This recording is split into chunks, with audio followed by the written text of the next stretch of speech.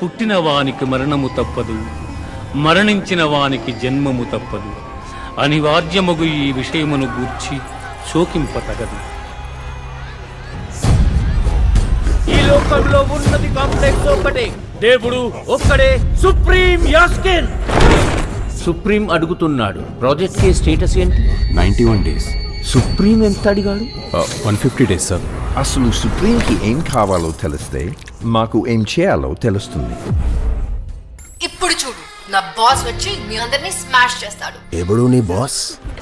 పాత యుద్ధాల్లో సోల్జర్, ఇంతవరకు ఒక్క ఫైట్ కూడా ఓడిపోని the undefeated, the one and only Bhairava. Bujji, ఎంత మంచి కళ ఉన్నాను తెలుసా? మనం కాంప్లెక్స్ లో ఉన్నామంట. కాంప్లెక్స్ లోకా? ఎలా? అందరిలాగే యూనిట్స్ తో. అసలు మీ రెబల్స్ దేనికోసం ఫైట్ చేస్తున్నారు? మార్పు కోసం, నీ అంతం కోసం, రేపటి కోసం. అశ్వత్థామ, దేవుడైనా ద్రోణుడైనా కర్మని ఎవరూ తప్పించుకోలేరు. నువ్వు నన్ను చంపాలనుకున్నావు, కానీ ఒకరోజు నువ్వే నన్ను కాపాడాలి. నేనా? కలియుగం వస్తుంది, కలి వస్తున్నాడు. కొన్ని సంవత్సరాల నుంచి ట్రై చేస్తున్నాం. ఈ ఎక్స్పెరిమెంట్ సక్సెస్ అవ్వదు. There's only one way to do this. ఫార్ములాని 150 days మొయ్యగలిగిన అమ్మాయిని వెతకండి. నీలాంటోడు ఎంత మందిని రక్షించొచ్చో తెలుసా? నేను రక్షించాల్సింది ఒక్కరిని.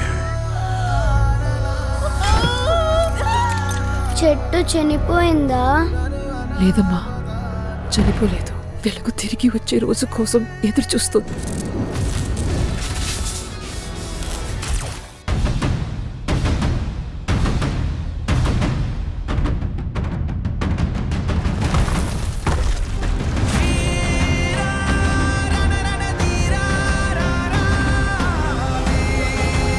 ఏదో మారింది బుజ్జి.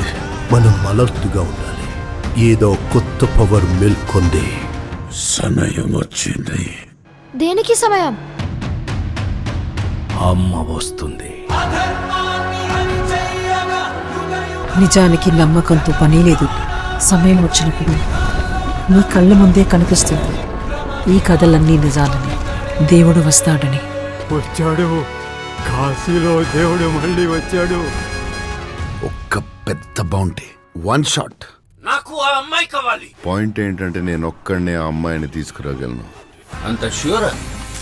రికార్డ్స్ చూసుకో.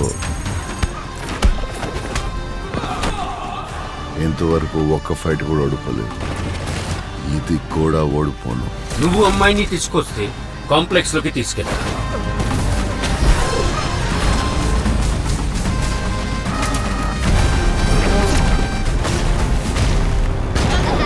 ఇక్కడికి ఎందుకు తీసుకొచ్చావు?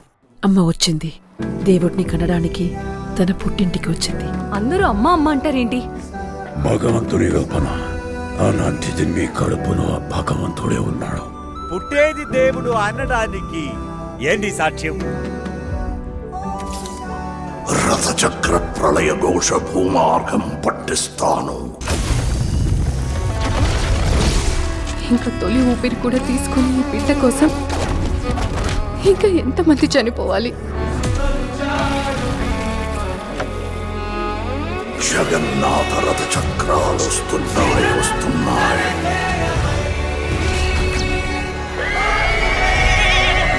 ఆలస్యమైందా ఆచార్యపుత్ర?